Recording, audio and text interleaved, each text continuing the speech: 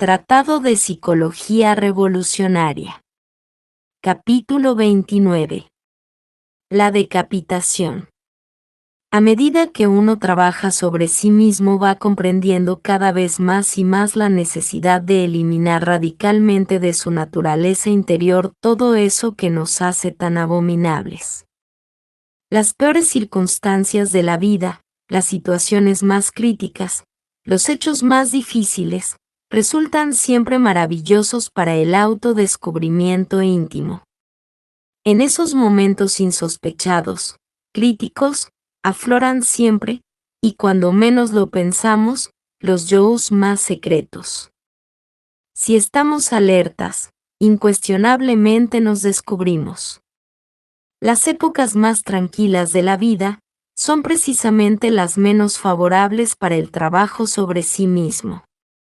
Existen momentos de la vida demasiado complicados en que uno tiene marcada tendencia a identificarse fácilmente con los sucesos y a olvidarse completamente de sí mismos. En esos instantes hace uno tonterías que a nada conducen. Si estuviese alerta, si en esos mismos momentos en vez de perder la cabeza, se acordase de sí mismo, descubriría con asombro ciertos yo's de los cuales jamás tuvo ni la más mínima sospecha de su posible existencia. El sentido de la autoobservación íntima se encuentra atrofiado en todo ser humano, trabajando seriamente, autoobservándose de momento en momento, tal sentido se desarrollará en forma progresiva. A medida que el sentido de autoobservación prosiga su desarrollo mediante el uso continuo, nos iremos haciendo cada vez más capaces de percibir en forma directa aquellos yo's sobre los cuales jamás tuvimos dato alguno relacionado con su existencia. Ante el sentido de autoobservación íntima, cada uno de esos yo's que en nuestro interior habitan, asumen realmente esta o aquella figura, secretamente afín con el defecto personificado por la misma. Indubitablemente, la imagen de cada uno de estos yo's tiene cierto sabor psicológico inconfundible mediante el cual aprendemos, capturamos, atrapamos instintivamente su naturaleza íntima y el defecto que le caracteriza. En principio, el esoterista no sabe por dónde empezar. Siente la necesidad de trabajar sobre sí mismo, pero se halla completamente desorientado. Aprovechando los momentos críticos, las situaciones más desagradables, los instantes más adversos, si estamos alertas descubriremos nuestros defectos sobresalientes, los yo's que debemos desintegrar urgentemente. A veces puede empezarse por la ira o por el amor propio, o por el desdichado segundo de lujuria, etcétera, etcétera, etcétera. Es necesario tomar nota, sobre todo en nuestros estados psicológicos diarios, si es que de verdad queremos un cambio definitivo. Antes de acostarnos conviene que examinemos los hechos ocurridos en el día, las situaciones embarazosas, la carcajada estruendosa de Aristófanes y la sonrisa sutil de Sócrates. Puede que hayamos herido a alguien con una carcajada, puede que hayamos enfermado a alguien con una sonrisa o con una mirada fuera de lugar. Recordemos que, en esoterismo puro, bueno es todo lo que está en su lugar, malo es todo lo que está fuera de lugar.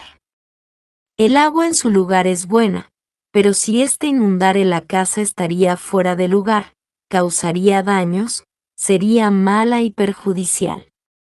El fuego en la cocina y dentro de su lugar, además de ser útil es bueno, fuera de su lugar quemando los muebles de la sala, sería malo y perjudicial.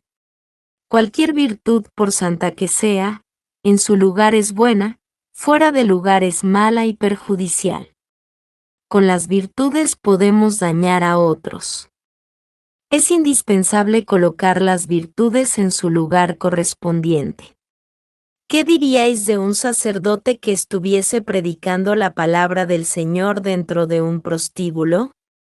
¿Qué diríais de un varón manso y tolerante que estuviese bendiciendo a una cuadrilla de asaltantes que intentasen violarle la mujer y las hijas?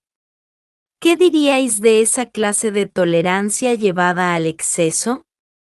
¿Qué pensaríais sobre la actitud caritativa de un hombre que, en vez de llevar comida a su casa, repartiese el dinero entre mendicantes del vicio? ¿Qué opinaríais sobre el hombre servicial que en un instante dado prestase un puñal a un asesino?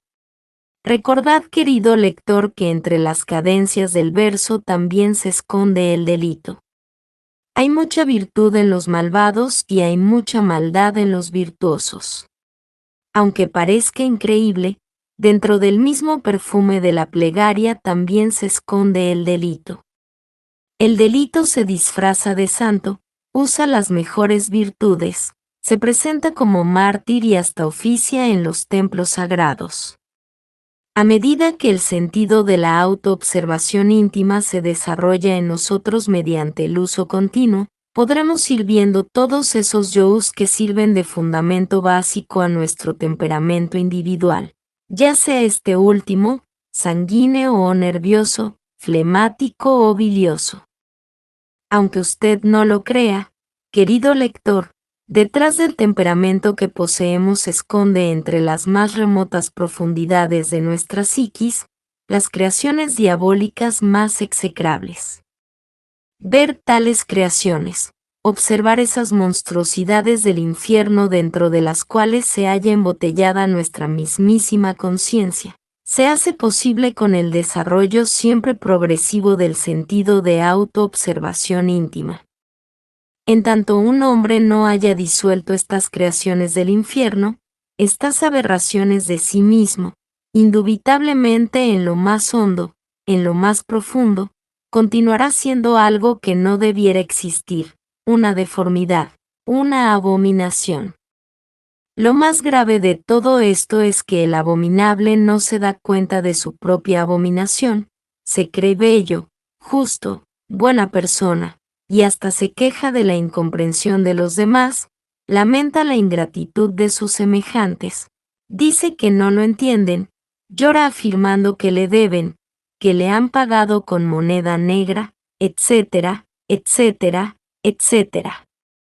El sentido de la autoobservación íntima nos permite verificar por sí mismos y en forma directa el trabajo secreto mediante el cual, en tiempo dado, estamos disolviendo tal o cual yo, tal o cual defecto psicológico, posiblemente descubierto en condiciones difíciles y cuando menos lo sospechábamos.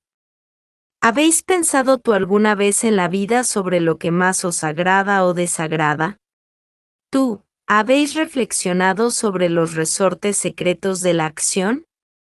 ¿Por qué queréis tener una bella casa? ¿Por qué deseáis tener un coche último modelo? ¿Por qué queréis estar siempre a la última moda? ¿Por qué codiciáis no ser codicioso? ¿Qué es lo que más te ofendió en un momento dado? ¿Qué es lo que más os halagó ayer? ¿Por qué os sentisteis superior a fulano o a fulana de tal en determinado instante? ¿A qué hora te sentisteis superior a alguien? ¿Por qué te engreísteis al relatar tus triunfos? ¿No pudisteis callar cuando murmuraban de otra persona conocida? ¿Recibisteis la copa de licor por cortesía?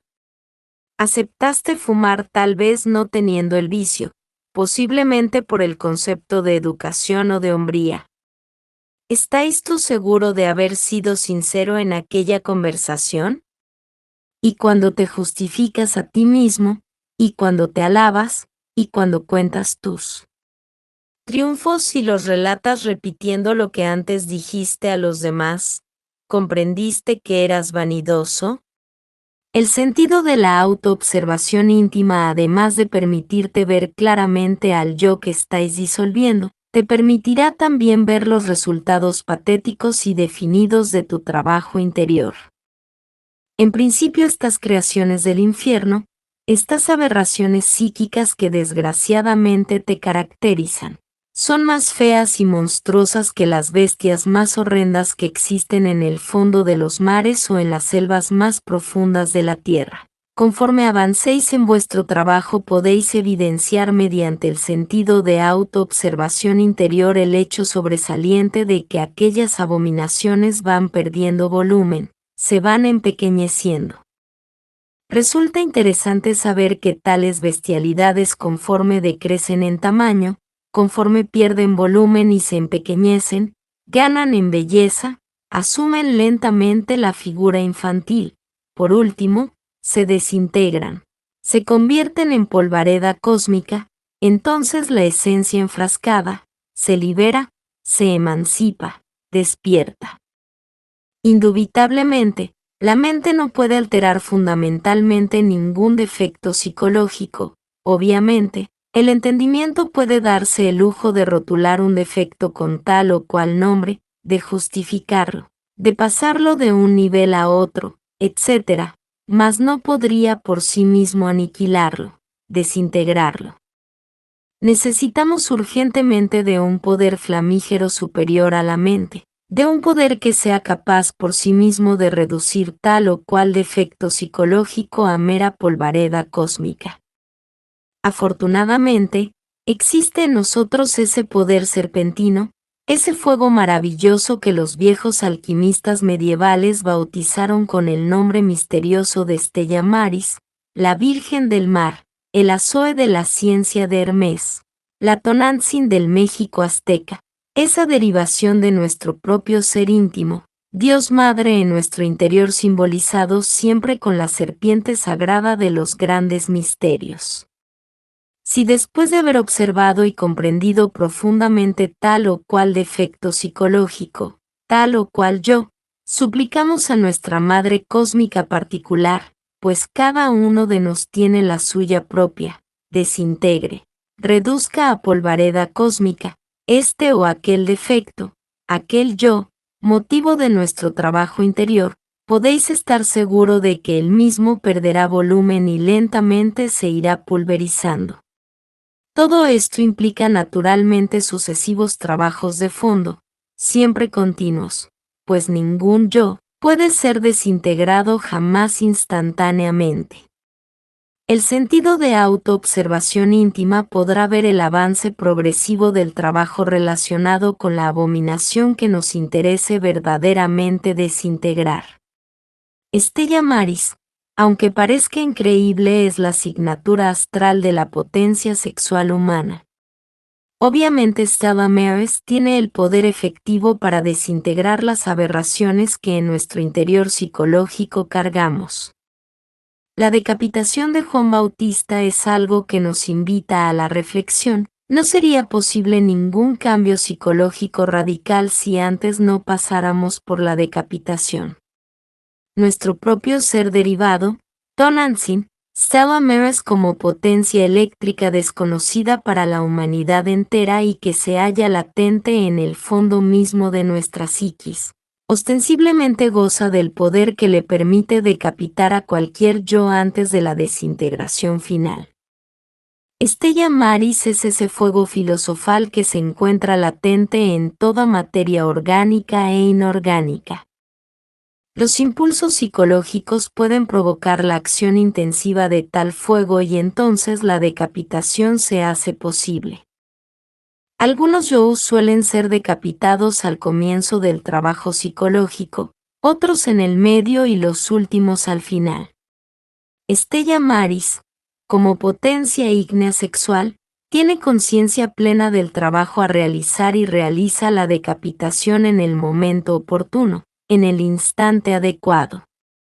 En tanto no se haya producido la desintegración de todas estas abominaciones psicológicas, de todas estas lascivias, de todas estas maldiciones, robo, envidia, adulterio secreto o manifiesto, ambición de dinero o de poderes psíquicos, etc., aun cuando nos creamos personas honorables, cumplidoras de la palabra, sinceras, corteses, caritativas, hermosas en el interior, etc. Obviamente no pasaremos de ser más que sepulcros blanqueados, hermosos por fuera, mas por dentro llenos de asqueante podredumbre. La erudición libresca, la pseudosapiencia, la información completa sobre las sagradas escrituras, ya sean estas de Oriente o de Occidente, del norte o del sur, el pseudo-ocultismo, el pseudo-esoterismo, la absoluta seguridad de estar bien documentados, el sectarismo intransigente con pleno convencimiento, etc., de nada sirve porque en realidad solo existe en el fondo eso que ignoramos, creaciones del infierno, maldiciones, monstruosidades que se esconden tras la cara bonita, tras el rostro venerable, bajo el ropaje santísimo del líder sagrado, etc. Tenemos que ser sinceros consigo mismos, preguntarnos qué es lo que queremos. Si hemos venido a la enseñanza gnóstica por mera curiosidad, si de verdad no es pasar por la decapitación la que estamos deseando, entonces nos estamos engañando a sí mismos, estamos defendiendo nuestra propia podredumbre, estamos procediendo hipócritamente. En las escuelas más venerables de la sapiencia esotérica y del ocultismo existen muchos equivocados sinceros que de verdad quieren autorrealizarse, pero que no están dedicados a la desintegración de sus abominaciones interiores. Son muchas las gentes que suponen que mediante las buenas intenciones es posible llegar a la santificación. Obviamente, en tanto no se trabaje con intensidad sobre esos yous que en nuestro interior cargamos, ellos continuarán existiendo bajo el fondo de la mirada piadosa y de la buena conducta. Ha llegado la hora de saber que somos unos malvados disfrazados con la túnica de la santidad, ovejas con piel de lobo, caníbales vestidos con traje de caballero, verdugos escondidos tras del signo sagrado de la cruz, etc. Por muy majestuosos que aparezcamos dentro de nuestros templos, o dentro de nuestras aulas de luz y de armonía, por muy serenos y dulces que nos vean nuestros semejantes, por muy reverendos y humildes que parezcamos, en el fondo de nuestra psiquis continúan existiendo todas las abominaciones del infierno y todas las monstruosidades de las guerras. En psicología revolucionaria se nos hace evidente la necesidad de una transformación radical y esta solo es posible declarándonos a sí mismos una guerra a muerte, despiadada y cruel. Ciertamente, nosotros todos no valemos nada, somos cada uno de nos la desgracia de la tierra, lo execrable. Afortunadamente Juan Bautista nos enseñó el camino secreto, morir en sí mismos mediante la decapitación psicológica.